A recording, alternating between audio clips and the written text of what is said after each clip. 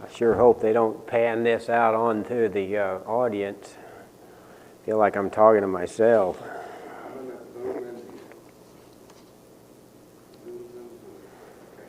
What'd you do to everybody?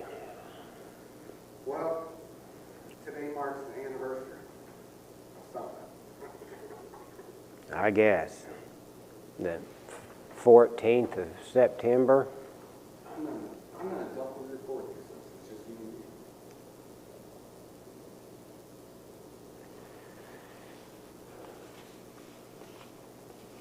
All right, you ready?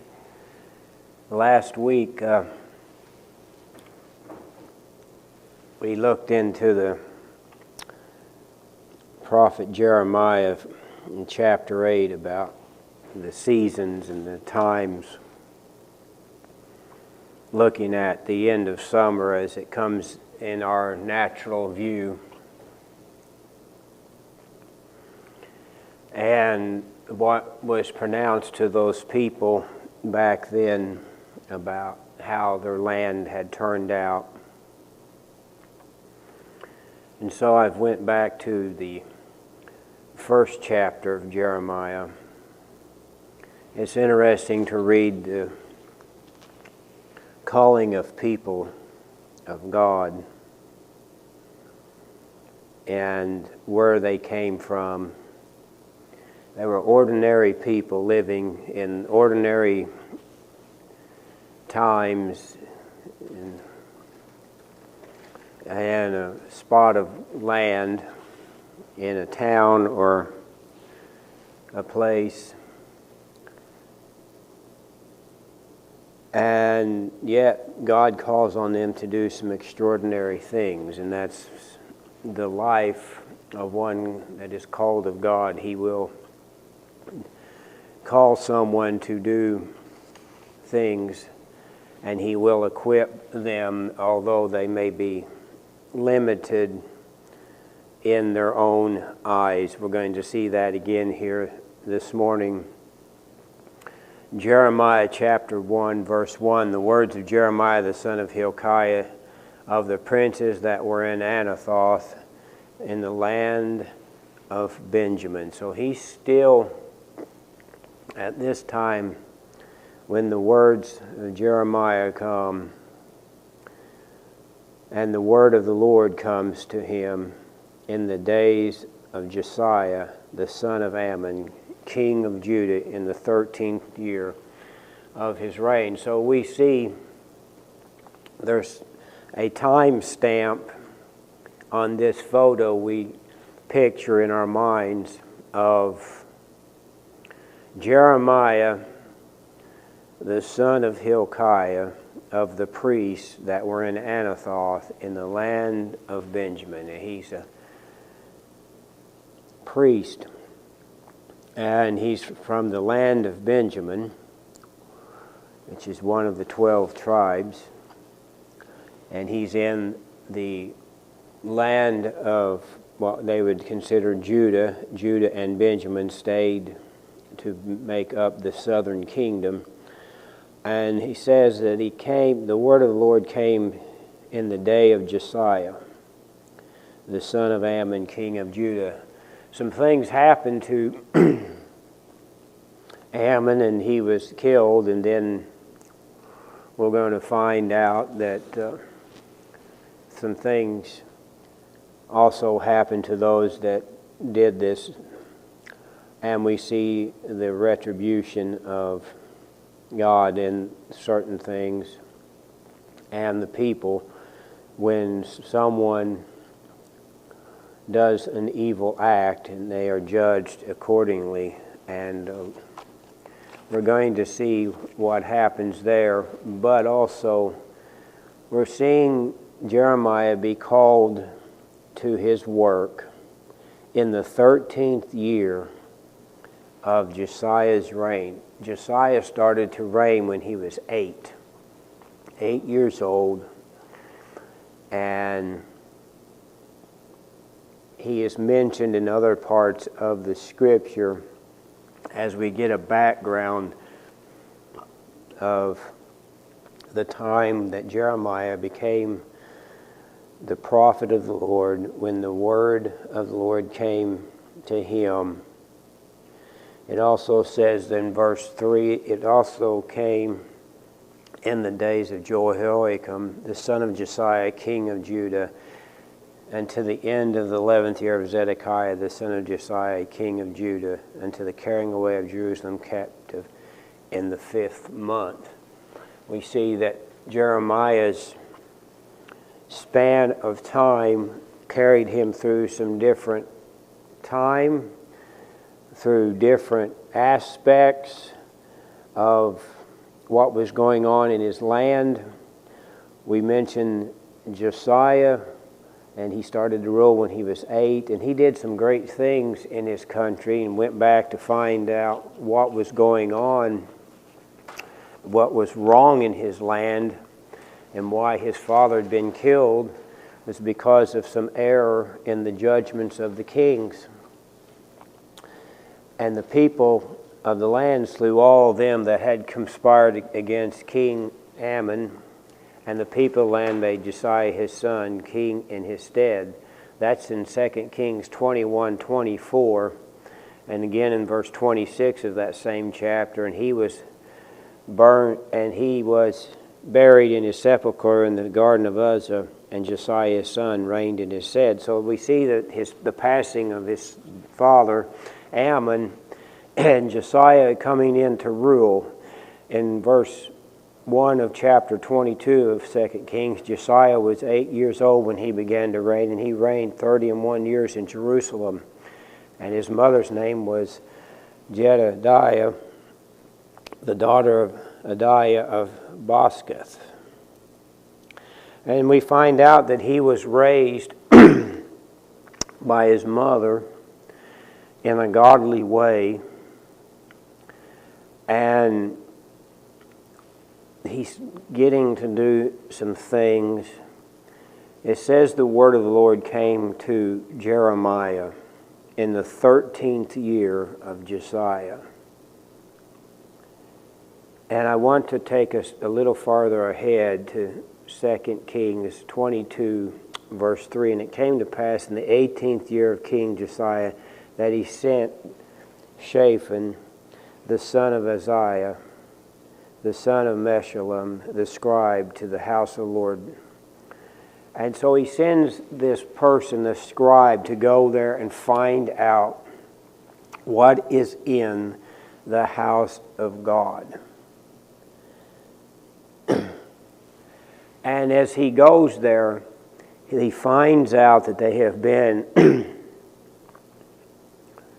not only doing things wrong in the land, they've been ruling wrong, they have not been worshiping God. And he does some things, and he changes and sets up some things to change his country. And what I want to get to this morning a little while is that when we are called of God, ordinary men living out our lives, it doesn't say that he lived in this huge palace in this incredible big town doing great things. It says that the word came to him, he was a priest, that were in Anathoth in the land of Benjamin. Just a town, just a place where they all lived. And God puts his hand upon Jeremiah, and he calls him to come and speak the words of the Lord in what we would consider a time of revival, a time of good things happening. Josiah has become king. He is righting the wrongs. He has sent a scribe to the house of God to find out what they need to be doing to make things right in the land. And it says in Jeremiah chapter 1 and verse 4, "Then the word of the Lord came unto me, saying, Before I formed thee in the belly, I knew thee, and before thou comest forth out of the womb, I sanctified thee, and I ordained thee a prophet unto the nations." This takes us back to a pre-Exodus destinated thought that the Word came unto him. God comes and speaks directly, and that's how we see that in our own lives. God comes to us directly and calls us, and He tells us this, basically the same things that He tells Jeremiah here. Before I formed thee in the belly, I knew thee, and before thou camest forth of the womb, I sanctified thee and ordained thee a prophet unto the nations. God is never surprised that we come to Him, because He has seen all of this before. He makes this clear to us in this statement: before I formed thee, before I allowed you to become this human being, that I knew who you was and that I had called you. And there is a predestination of people that are called to be sanctified and ordained to be one of God's people. He knows all of this about each one. And so when we get to this point of our life that we come and trust of what He has already confirmed in our lives, that's when He can do great things in our life. We have to come to this realization that what He says here to Jeremiah, that He has said to us: before I formed thee, I knew thee, and before thou camest forth, I sanctified thee. I have given you the skills, the skill sets. I have given you the ability to do that, what I have said, and I will accomplish that in your life if. Notice how it is a matter of fact in verse 5. He makes the declaration: before I formed thee, I knew thee. Before thou camest forth, I sanctified thee. Before you even came into this world to live and breathe, and I ordained thee a prophet unto the nations. I called you. I have set you aside. And then there comes always the gap of the life. Notice in verse 6. Then said I, Ah, Lord God.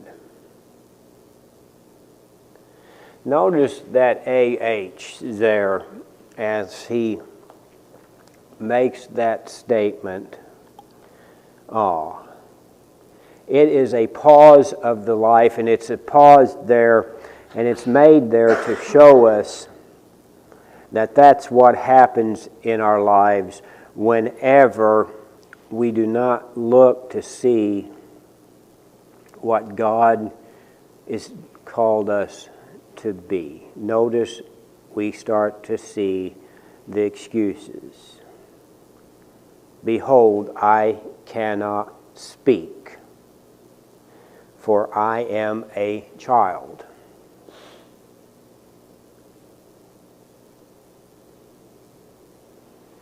And we get to this point in our life, and for maybe a span of time, years, months, who knows how long, we keep making this excuse.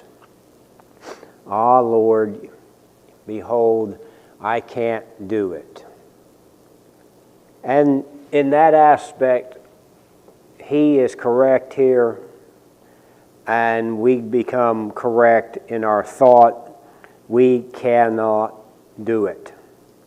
Behold, I can't speak. He says, you're going to be a prophet unto the nations. When he was called to speak, he's called to tell people things.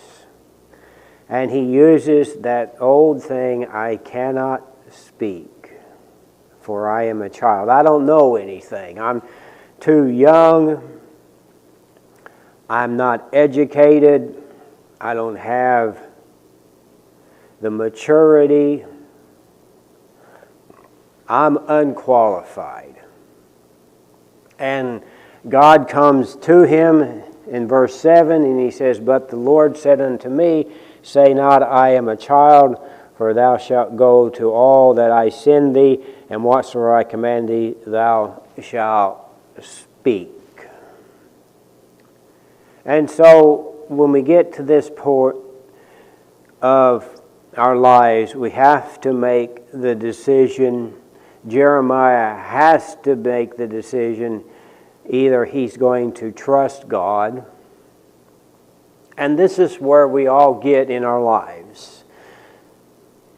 Say not, I am a child, I shall go with you. Be not afraid of these faces, for I am with thee to deliver thee, saith the Lord. You're going to be able to look every one of these people right in the eye, because I am with you. The point that we get here is that we start to see that we are no longer looking through our own eyes. We're not looking to see someone that is bigger than us, someone who has more power than us, someone who has greater influence than us, because we now go in the power of God, and there's no one greater. And that's when we make the change. That's when we make the jump. That we can do anything. Notice what he says to Jeremiah. He says, Say not, I am a child. You're no longer a child. I am going to equip you, for thou shalt go up to all that I send thee. And whatsoever I command thee, thou shalt speak. Be not afraid of their faces, for I am with you to deliver thee, saith the Lord.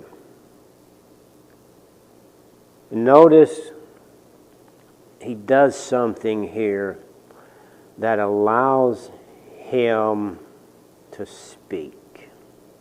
Then the Lord put forth his hand and touched my mouth, and the Lord said unto me, Behold, I have put my words in thy mouth. He comes and he makes himself known. His word is made manifest in our lives.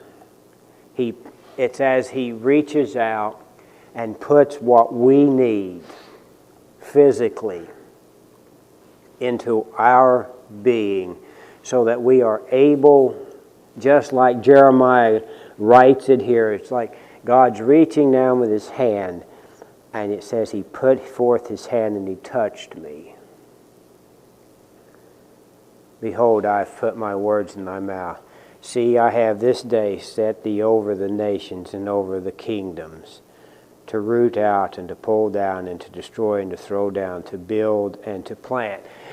We're seeing these different thoughts, and we draw this picture of a man that's been called of God to do some things, to tell them where they're doing wrong, to let them know this is not right, to say by the power of God through his word, this is the word of the Lord for you this day. I have been called to tell you what to get rid of, to pull down, to get rid, to destroy, to throw down. And then I want you, when we do these types of things, when you tear something down, you leave an open space. I've been around an area where we had the tornado, and I've seen these areas obliterated, and it's all smashed, and it's ugly, and it doesn't do anybody any good. And they go by that place, and you get a sense of dread and despair, and you look at it and it's all torn up and things are uprooted and it's all mangled, and you can't go through there, and you can't do anything, and you get a sense of despair. And as you look at this physical aspect of the area that has been devastated, you start to get a spiritual aspect of looking at it as well. This is not a good place.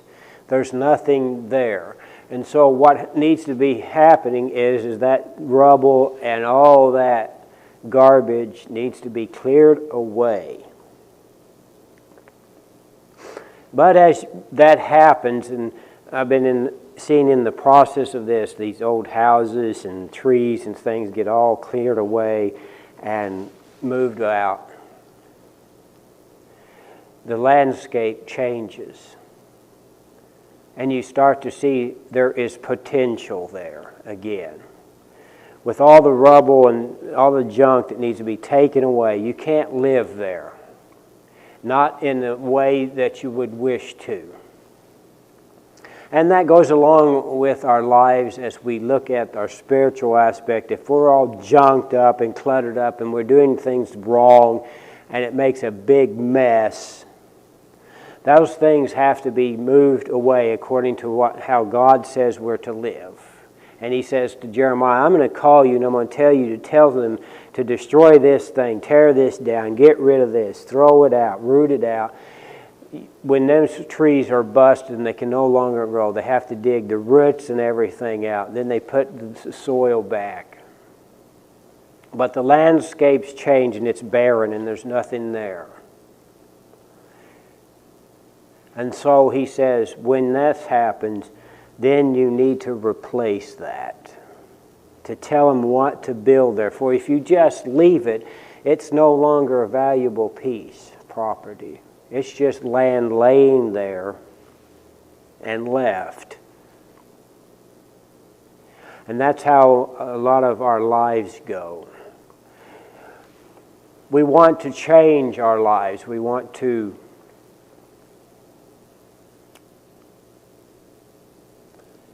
fix them up. We remove all of the trash and the rubble and we want to clean up our lives, but then we don't build something in it. We don't come to a purpose in our life. And he says, once I've told you to tell them what to carry out, what to root up, what to destroy and get rid of, according to my word, and this is the key point of a man that is called of God, is that he's turning the people away from the wrong, away from the garbage of this world, to something new, something that's going to grow and be productive. And he says to them, I put my words in your mouth to build and to plant. Now, once that area has been cleared away, already you can start to see in some of those areas that I've mentioned that they're putting up a new house. They'll be planting new trees, making it habitable again so people can live there. And this is the aspect of the spiritual, that we should go and to get rid of all the junk, to clean it up. There's been devastation. There's been wrong. And he says, I'm going to tell you to tell them to get rid of some things. I take us back to what I mentioned about Josiah when Jeremiah actually comes into his ministry there in the 13th year, and then in the 18th year of Josiah. We have him. He's heard some things from Jeremiah. There's been some time frame. From the 13th year into the 18th year of his reign, he's been hearing things about what to do. There's been things going on in his land that's not right, and he starts to tear all this stuff out and to get rid of what's going on in that life, in his land. And it's like I pictured there with the reclamation project of getting rid of all the junk, and it's just a piece of flat land. It's got potential. But if we leave it go, if we don't build, it will return again to a wild and desolate place. It will not be habited and inhabited by people. It will grow up with brambles and bushes. The people will leave and will return again to a place that needs to be cleaned up. So as we decide in our lives that, first of all, when we hear from God, we need to do something about removing those brambles and destroy the things that's going to make it inhabitable, a place of desolation. And we need to build so that it becomes a habitation.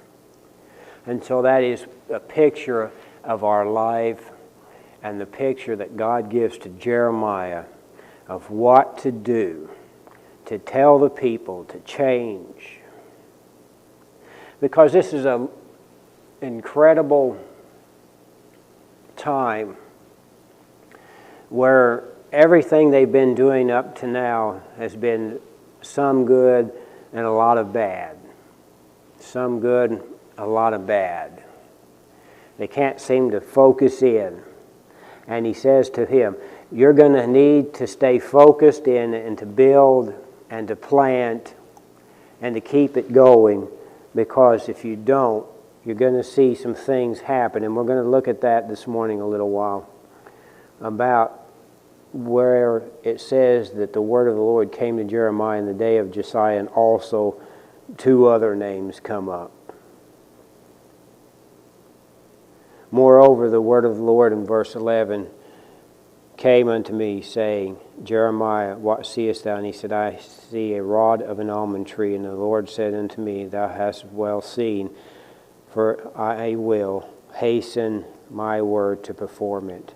And the word of the Lord came unto me the second time, saying, what seest thou? And I said, I see a seething pot, and the face thereof is toward the north. Then the Lord said unto me, out of the north an evil shall break forth upon the inhabitants of the land. For lo, I will call all the families of the kingdoms of the north, saith the Lord.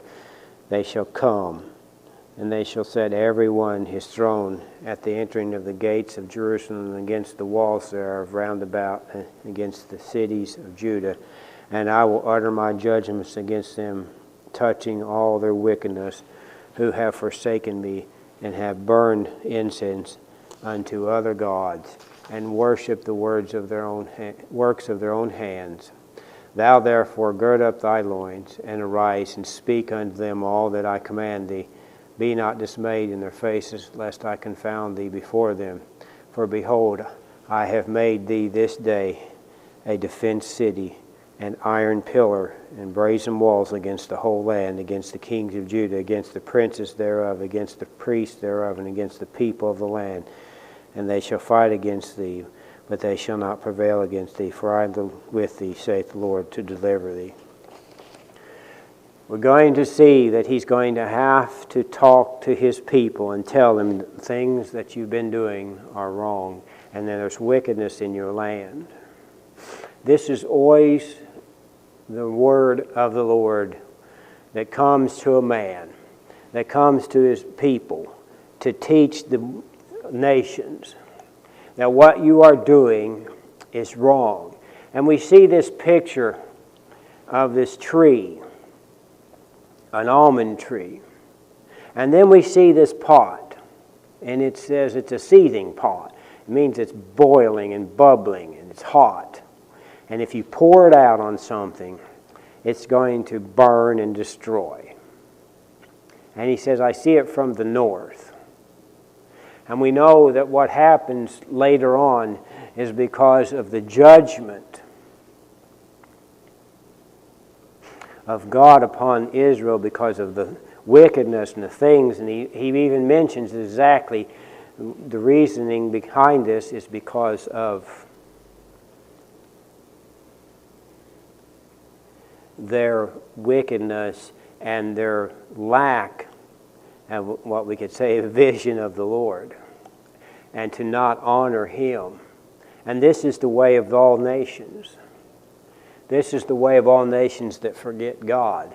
And it did not disclude the land of Israel. He says, I'm going to be against the kings, against your rulers, against the ruling class. I'm going to be against your religious class because they have not taught the ways of the Lord. You have done in error. When we see this scribe being sent by King Josiah to the house of God, he doesn't even know what he's doing because he has to be sent back there to find out what they've been doing wrong. And that's what happens in the life, and that's why a prophet, that's why someone is sent forth to call out the people, to tell them what you're doing is wrong. And we see this picture that Jeremiah is not going to be, he said, they're not going to accept you. All these people are not going to always accept what you have to say. There's going to be some things in your life. He pictures Jeremiah as this fenced-in city that can't be taken, that cannot be destroyed, that can't be shut up. It's like a city set on a hill that can't be hid. And we see it there. And he says all these people from the north and all these kings of the earth are going to keep coming to Jerusalem. And they're going to try to knock it down. They're going to come and set their thrones at the gates thereof. That means they're going to come inside. And they're going to hold sway and power over Jerusalem. And he said, you're going to need to tell the people this because of what you have done is wrong.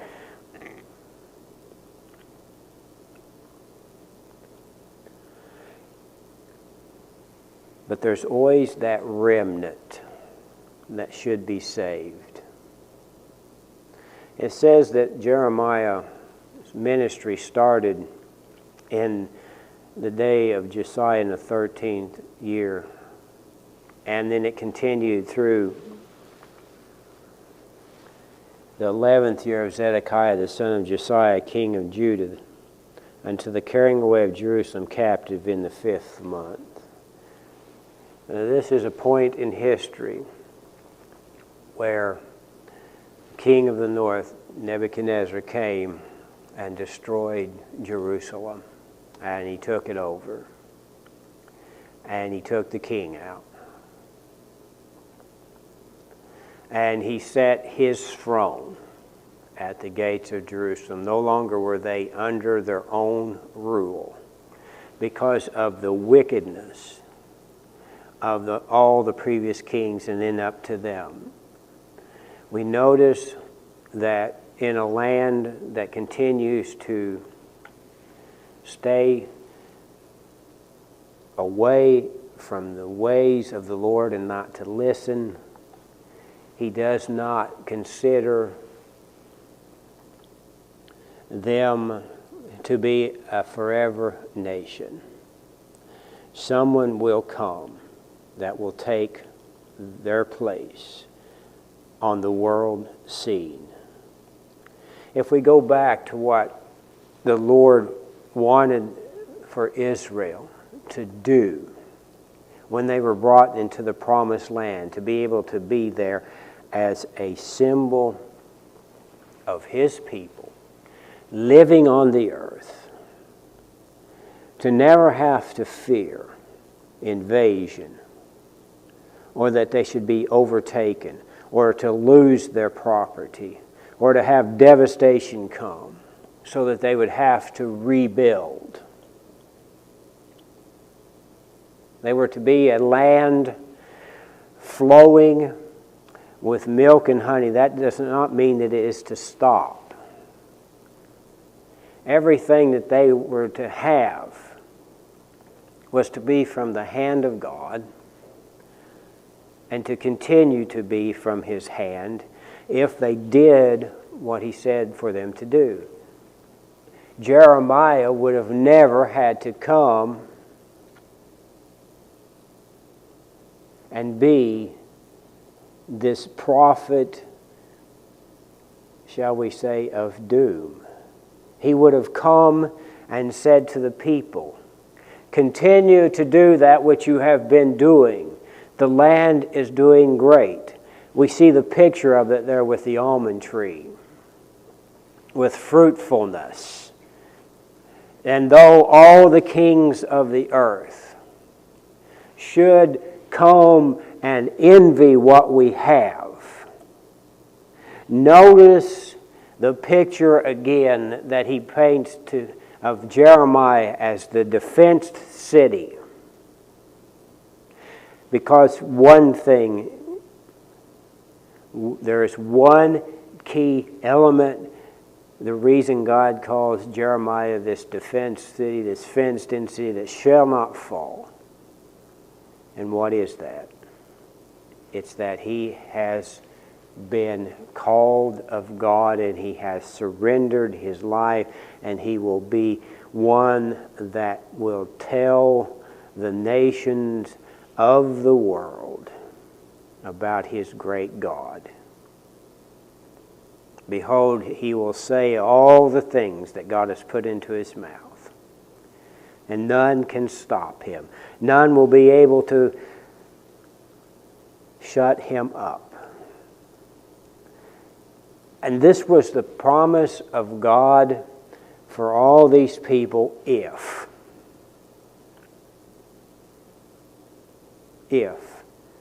they would have followed his commands.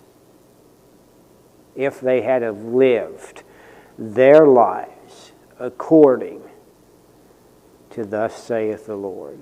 Behold, I have put my words in your mouth, and you shall remember them. And we go all the way back through the history of Israel when they were given the law, when they were given these words, and he says, these things shall not depart out of your mouth. They had leaders that spoke these words and that wanted them to carry them out.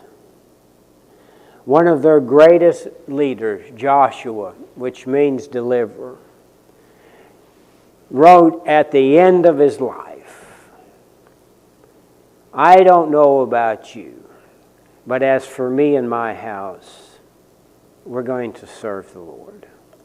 And we're going to continue to serve the Lord. Because there is benefit and blessing in serving God. And that land could have been what God pictures Jeremiah to these people. That he is this defenced city. Out of thy mouth shall come my words, and I will utter the judgments against them. And it should not have been. Notice in verse 18 again. For behold, I have made thee this day a defenced city, an iron pillar, and brazen walls against the whole land, against the kings, Judah, the princes, against the priests, against the people of the land.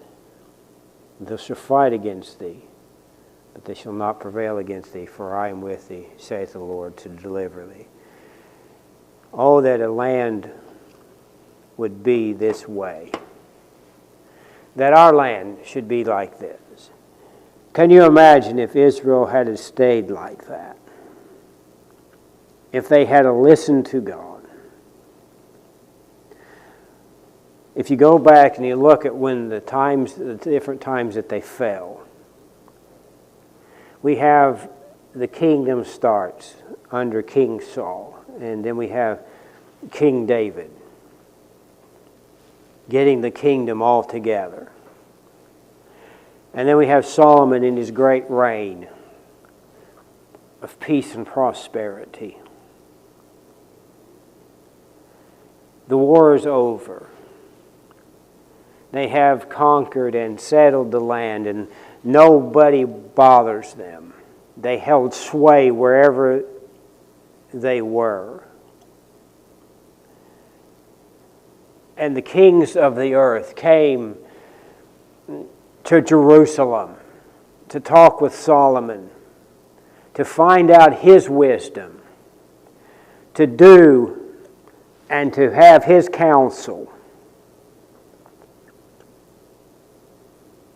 And yet, in the very next reign, we have a son who does not follow the Father's advice to the world,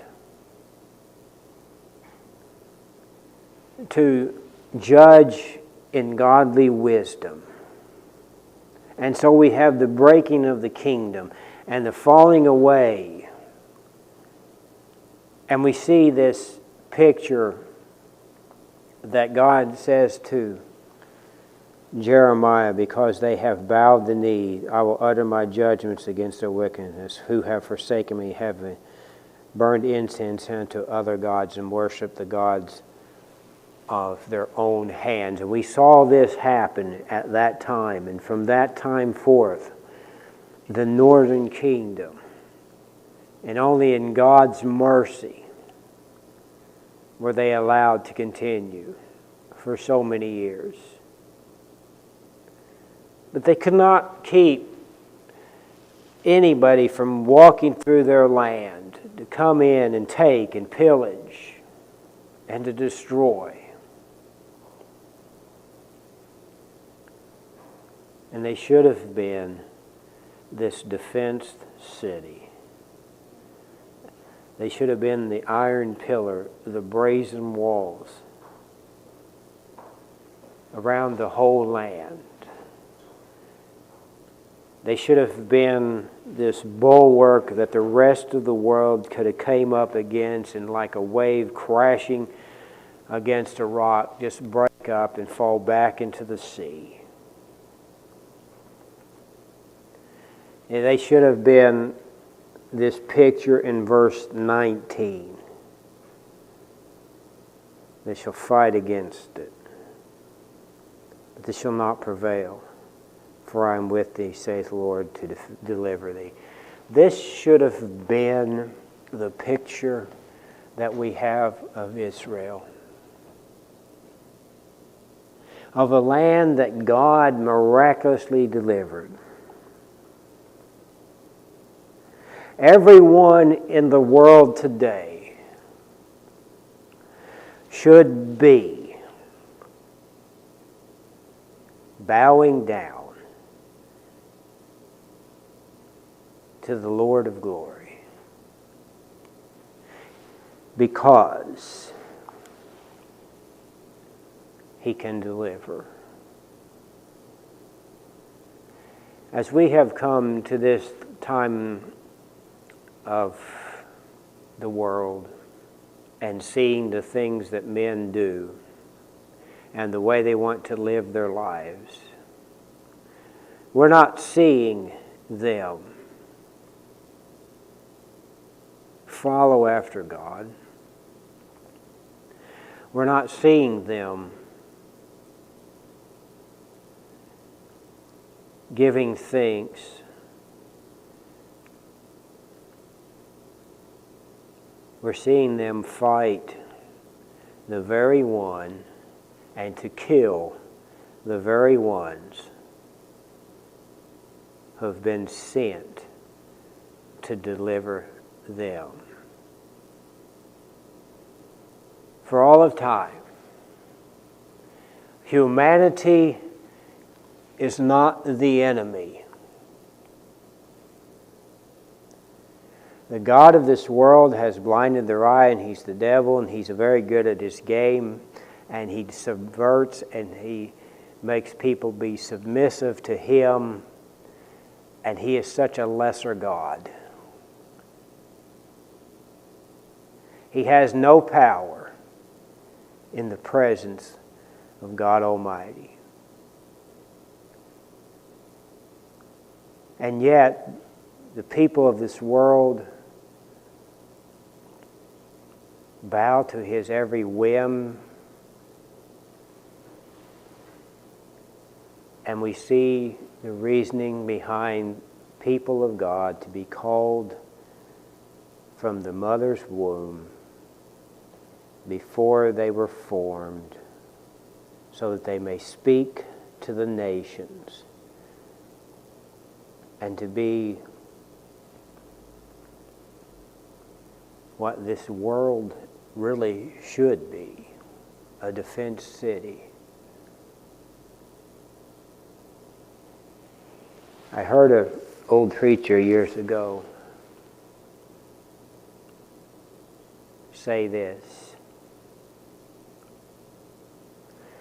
I am invincible until God's done with me. And that's it. If we go in the power of God, and this is what we're dealing with today in our lives, as Jeremiah dealt with in his, when we close out today, we're looking at the difference of the rulers. Some are good, as we saw in Josiah. He wanted to have the kingdom restored. He wanted to see, and he sent the scribe to the house of God to find out. When they found out what was going wrong with their worship, things were torn down.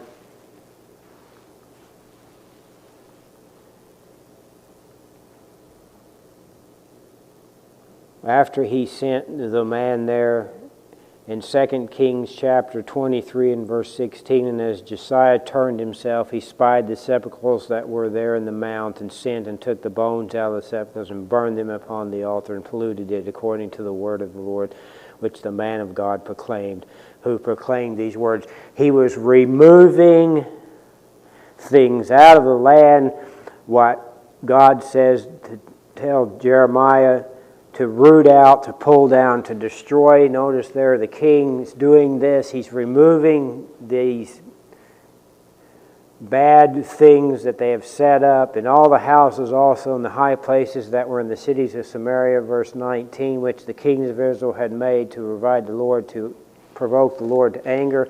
Josiah took away and did them according to all the acts that he had done in Bethel. He's straightening up his land. They're listening to the word of the Lord. And we have people like that in nations where the ruler will come along and he will want to change his country for the better, just as Josiah did.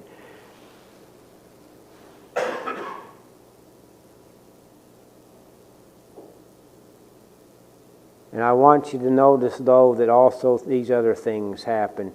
In 2 Chronicles 36 and verse 10, and when the year was expired, King Nebuchadnezzar sent and brought him to Babylon with the goodly vessels of the house of the Lord, and made Zedekiah his brother king over Judah and Jerusalem. Notice that was the name of him that was being talked about by Jeremiah.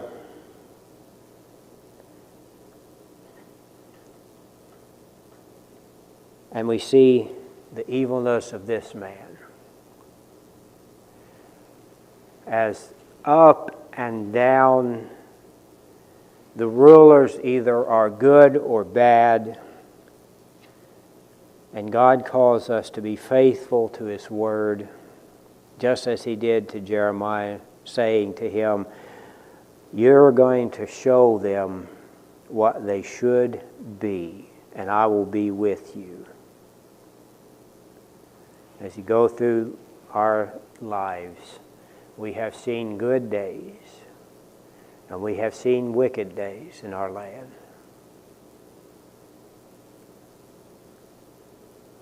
And the judgment of God will be upon any land that will not turn away from its wickedness, and that will not destroy and root out those things that are wrong according to His word. And we'll see someone else come and sit in the gates, as was prophesied through Jeremiah by God.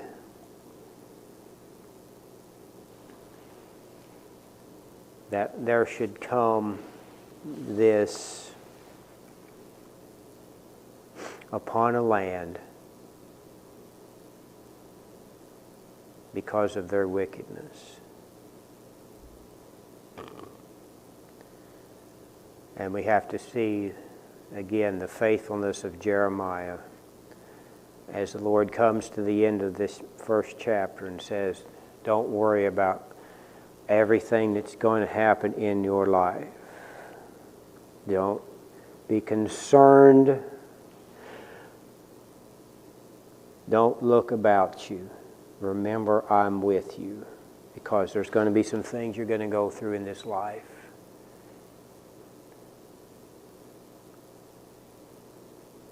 We're not called to be faithful just in the good times or for just a little while, but through all of our life. As we go through this book, if you read through what happens in Jeremiah's life, he begins to wonder, is God really keeping me?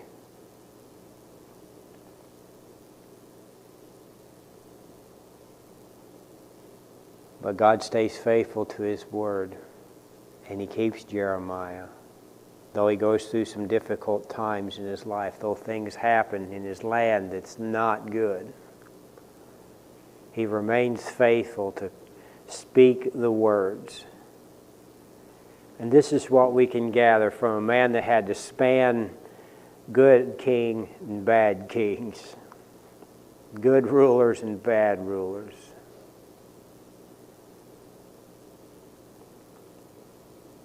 That he remains faithful to the call of God.